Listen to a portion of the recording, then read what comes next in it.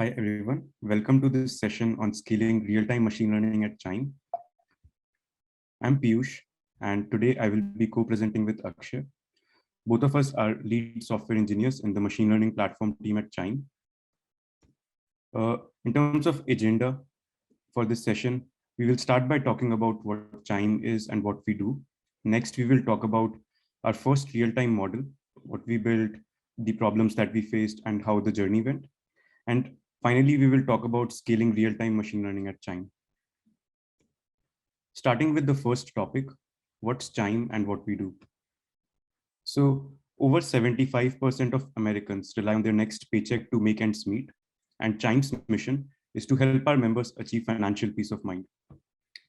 In addition to a checking account and 2-day early direct deposit, I figured I'll mention some of the products that Chime has today to give you a sense of how Chime helps members.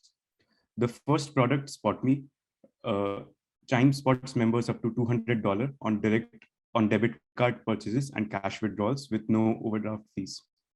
Credit Builder is a secured credit card without annual fees or interest to help members build credit history. PayFriends, which we will be diving in a little bit more detail later in this session, allows members to instantly pay or receive money from friends. And finally, high yield savings helps members grow their money. Let's talk about data science and machine learning at Chime. So our mission in the DSML team is to deliver machine intelligence across all our systems and products by eliminating engineering bottlenecks to individualize member experience and better inform our agent operations. Now, I know this is a bit of a mouthful, so I want to break it down for you. I think there are two main aspects worth covering here. First, Chime has a lot of machine learning use cases, not just personalizing member experience, but also preventing fraudulent transactions, unauthorized logins, any other risk-related events, disputes, things like that. Also use cases around growth. So example, predicting member lifetime value or matching members to appropriate offers. And also we have thousands of agents who are either answering member queries or helping with dispute investigations, things like that. So making them more efficient and helping them in that process is another area where machine learning can be useful.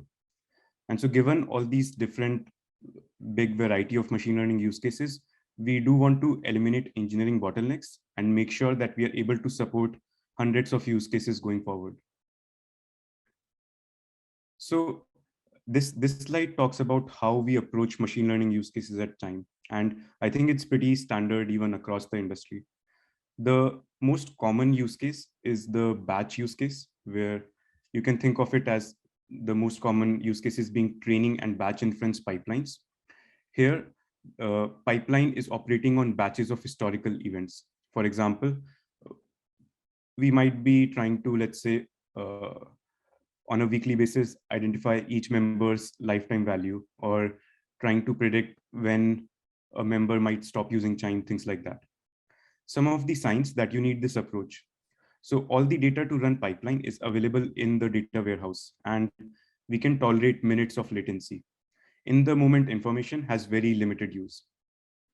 On the other extreme, we have the real-time inference use case where we need to run low latency inference on events in the moment. Some of the examples here could include things like authorizing debit card purchases and so on. Some of the signs that you might need this approach, if it's a low latency inference, someone or something is blocked on prediction. For example, the member might have swiped their card at a merchant and they might be waiting to see whether it has been approved or denied. In this case, in the moment information is vital or necessary, and we will dive a little bit deeper in this aspect on the next slide. Now, between these two use cases, there is a somewhat special and rare case, which is nearline, and it's much more common in cases of feature pipelines, but not so much when we talk about model deployments. Some of the signs that you might need this approach is if you need to trigger an inference on an event happening, but don't need the action to happen right away. For example, a member might visit the offers tab on Chime app and browse various offers. Now, let's say we want to send them a follow-up email. In this case, the member is not blocked on receiving that email, and so it doesn't need to be real time, but at the same time, it doesn't have to be batch. Now, it's worth calling out that this use case is definitely somewhat rare and can almost always be framed as either batch or real time. Let's dive a little bit deeper into the real time model use case. So in this, like, we need to take some immediate action based on inference results. Some examples include things like transaction authorization, peer-to-peer payment authorization, two-factor authentication on app logins, chatbots, etc. In all of these use cases, you will notice that the inference needs to be low latency.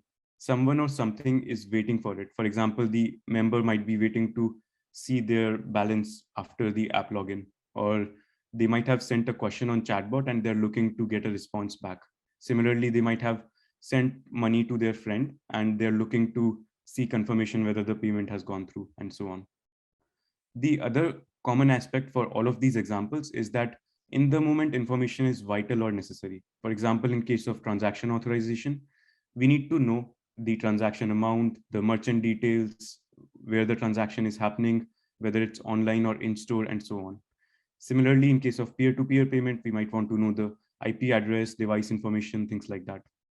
And for chatbot, for example, we need to know the text that the member has sent us. And so what's common here is that the inference results cannot be pre-computed. We need to compute them on the fly, and we can't pre-compute it in a batch pipeline and then just store it for future serving in this case. Awesome. Next, I will hand it over to Akshay to talk about our first real-time machine learning model at Chime. Over to you, Akshay. Thank you, Peeyush. Now, as Peeyush talked about the real-time model and inference, let's dive into the first real-time model that we deployed at Chime. If we go to the next slide, we'll talk about the Pay Friends feature. If you're not familiar with Chime, Pay Friend is essentially an instant transfer feature within the Chime app where our members can send money to each other instantly. You can also use the same feature to actually request money from other members as well. If you look at on the right side, it'll show you an example of how that feature works today, where essentially you go into your app, you select the member you want to send money to or send a request to. You select the number of like the transaction amount and you just pay, and it's instantly transferred to the recipient or in the sender, depending upon what kind of transaction you're doing. In regards to machine learning, this was our first real-time model that we deployed. And the goal for this machine learning model was to prevent bad actors from transferring money and successfully executing any social engineering or account takeover that usually happens with these bad actors. Our data science team built a machine learning model to identify and block fraudulent transactions, which we wanted to surface in real time to the Chime's engineering system. So let's dive into how we architected this first real-time model. As Peeyush mentioned about this real-time models had two key things that we want to surface. One was in-moment vital information, and second, low latency inferences. To respect and adhere these two requirements, we actually architected our system using an HTTP API protocol, where essentially the machine learning model was deployed as an inference service, which is then integrated with Chime's internal engineering system. Now, the Chime's internal engineering system would send payment transaction information to this model inference service, where it would essentially look up pre-computed set of features within milliseconds and make predictions and send the prediction back as a response to the crawling service. Along with making this prediction and surfacing these predictions to engineering system, we also track these predictions asynchronously through our data streams, where we actually track not only the predictions, but also metadata associated with these predictions, including the features used, any other metadata information that the inference pipeline used to come up with that prediction. Now, if you notice, one of the key components here is online feature store. So let's dive more onto that component. Prior to this first real-time model, all of our machine learning pipelines at Chime were batch. Essentially, we were using Snowflake data warehouse as our source of truth and source of data to run any of the machine learning pipelines. We quickly realized in order to able to support real-time model, we wanted to support feature lookups in real time, essentially means supporting hundreds of features lookups within 2-digit millisecond latency requirement. While we'd certainly also build feature store for primary reasons like reducing drift between training and inference pipeline, and also provide consistent feature engineering framework to different data domains and different data scientists within Chime.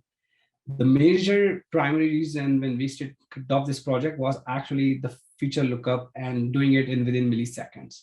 So if you look at this diagram where essentially we take all of this input data from whether streams or Snowflake data warehouse, which goes through our feature store platform where we have a catalog of feature registry where thousands of features and hundreds of different feature groups are defined and how they should be computed. All of this feature data is computed and stored into our hot and cold storage databases, which is essentially then fetched by machine learning pipelines, either for training batch inference or for real-time inference. Moving on to the next aspect that we did with this first real-time model was actually monitoring. We wanted to ensure that once we launched this model, we also wanted to be able to track, monitor, and have auditability about the machine learning model that we deployed.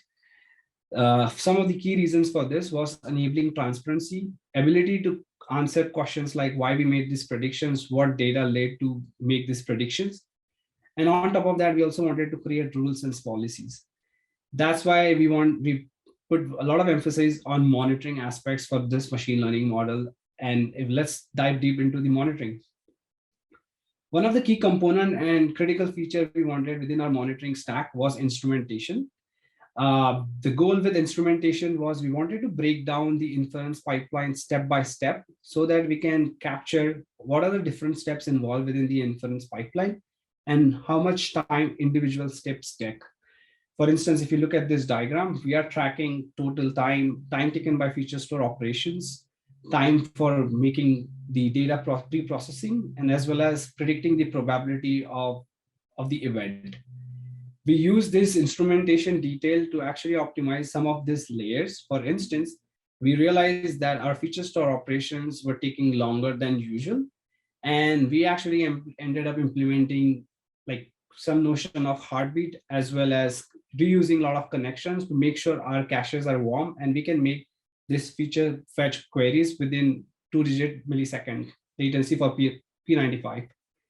We also looked at different areas around model implementation as well. One of them was actually using a very optimized inference stack instead of a very tree-based model or algorithm. For instance, Hummingbird is a quick example of how you can optimize your inference stack. So using this instrumentation, we were able to actually not only deploy real-time model, but also optimize their performance over the time. Now, let's talk about different ways we triage and monitor our stack. There are generally 4 categories that we have at Chime, starting with system metrics, which are essentially tracking anything related to the system, including we run our model inference services as pods within our Kubernetes cluster. So this system metrics helps us determine the memory and CPU usage, if there are any spikes around it, and also the health of the individual pods. Moving on to the operational metrics, that talks about difference, latency, and uptime of the service, including some of the metrics from AWS itself, for example, load balancer. We, as part of our ML platform stack, we also infuse some custom metrics that are provided out of the box to all the models. But essentially, we track different error and success rate, the total predict time we took, as well as the instrumentation we just looked at. Now, these 3 categories generally belong to monitoring of the infrastructure and service itself. We also have 4th category that actually looks at the content and data within the pipeline, which is essentially either like related to features or model metrics. We also help our data scientists track metrics like the feature staleness, missing values, and different operations related to their features. And also related to model, how much is the flag rate for their model, including things like distribution of their probability score. Now, let's take a look at few examples of few those metrics that we deploy in our monitoring stack today. If you look at this diagram, this talks about tracking model and feature metrics for our model inference, starting with different probability score distribution, the frequency of missing feature values, On top of this features, we also measure staleness of batch features, streaming features that the model use for making predictions. Let's take another look at another example related to the custom metrics that we have deployed that looks at different error and success rate, how's the system doing over a period of time, and also take this information either for optimization purpose or for alerting and on-call as well. Now, moving on, this was pretty much what we actually started with our first real-time model. Now, we quickly realized this is pretty much replicated across different use cases of real-time models that we have that Peeyush talked about. So the next step for us was to actually scale real-time ML at Chime. And we started this with very much focus on monitoring and alerting.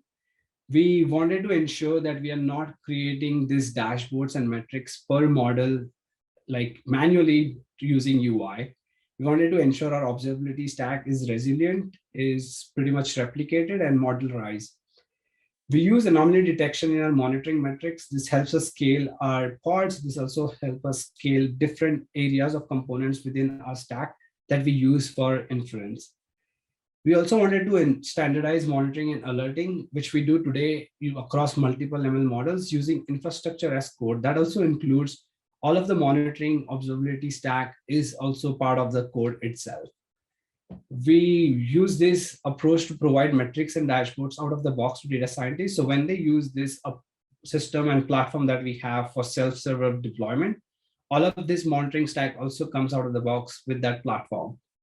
We use a couple of integrations for our monitoring stack, including Arize, Datadog, Terraform, AWS, and PagerDuty.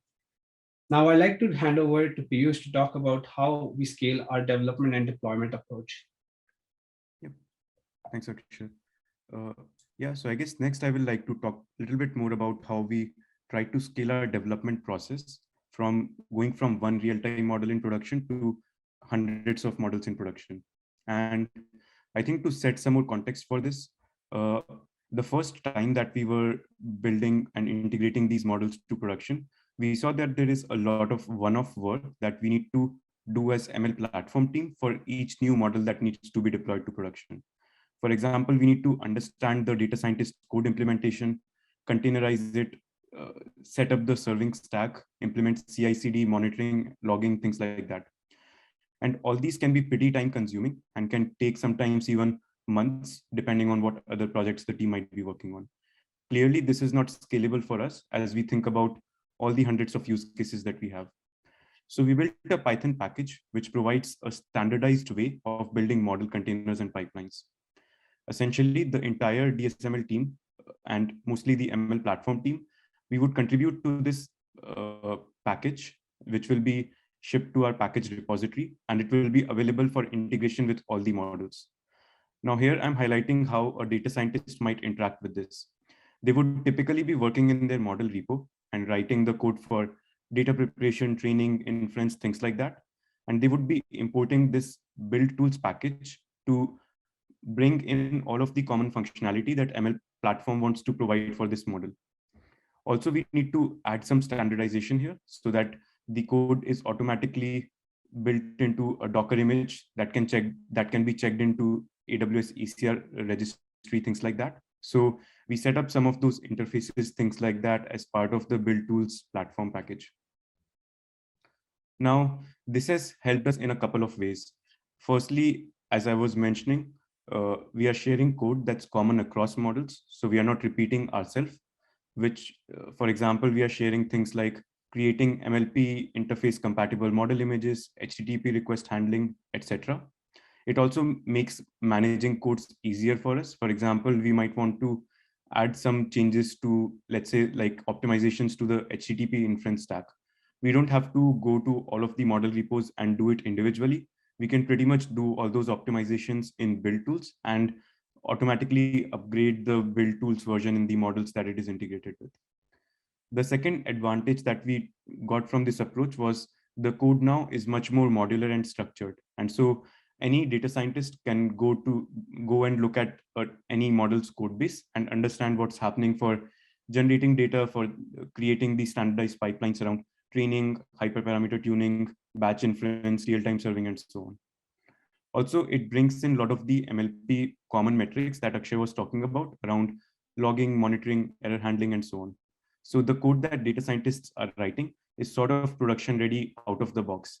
And this enables us to take their models to production in a much quicker way and helps us manage tens, hundreds of models in a scalable way. So this is how we are trying to scale our development environment. The next part talks about how we are scaling our infrastructure orchestration. And here the motivation was the second bottleneck that we noticed as we were working on deploying the payfriends model and other training pipelines and batch inference pipelines is that every time something needs to be deployed, it runs on our AWS cloud infrastructure. And so we need to collaborate closely with data scientists to, again, understand their code base, containerize it, and finally be able to run it on AWS while still writing the code for it in Terraform and so on. So we built a framework for orchestration where data scientists can pretty much check in the logic that they want to run. For example, they can say here what pipeline that they want to run or what endpoint they might want to create and how often they want to run it, things like that. As soon as their code is merged into main branch, automatically the infrastructure gets orchestrated on different AWS environments, including development, staging, production, and so on. And it enables data scientists to self-serve and get ML platform out of their development loop. To maybe go in a little bit more details. So this tooling for orchestrating models, it provides templates to easily define pipelines for training, batch inference, etc. CI/CD to orchestrate these pipelines in development and production environments, ability to run these pipelines on a regular cadence like a cron schedule. And this is sort of like our take of infrastructure as code. One of the big advantages we get here is we know what is running where and when, and we can reliably reproduce things because we are checking in all of our infrastructure as code. Awesome. I would like to wind up by talking about some of the lessons that we learned during this journey while building our first real-time model and then scaling it further. Uh, I think the first lesson that we learned pretty early on is to invest in building or getting a feature store. Feature store is pretty important, as Akshay mentioned, to be able to get all the feature values in 2-digit millisecond latency so that we can run inference in real time. Second, building a robust framework for instrumentation and load testing. This enables monitoring data pipelines and metrics that helps detect issues early in the process. And having it from the get-go is very helpful in that way. Third one, building monitoring and auditability in design instead of an afterthought. So the way we try to structure of our code base as well as how data scientists are integrating with the build tools, we try to make it such that the models have monitoring and auditability inbuilt, and we don't have to do any work on top after we take a model to production. The next one, building pluggable components and open interfaces. This has enabled us to build a platform incrementally and support diverse use cases, starting with just batch inference and training, but then extending to real-time endpoints and further. And finally, this is sort of like, we would recommend trying to have infrastructure as code, especially if or when you're trying to manage infrastructure at large scale, because doing things in the UI can be pretty unscalable. Finally, I'd like to close by a quote from Larry Wall in Programming Pearl book.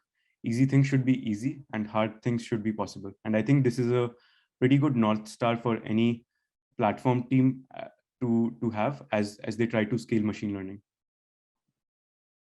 In case you have any questions, please reach out to us on the Summit Slack channel.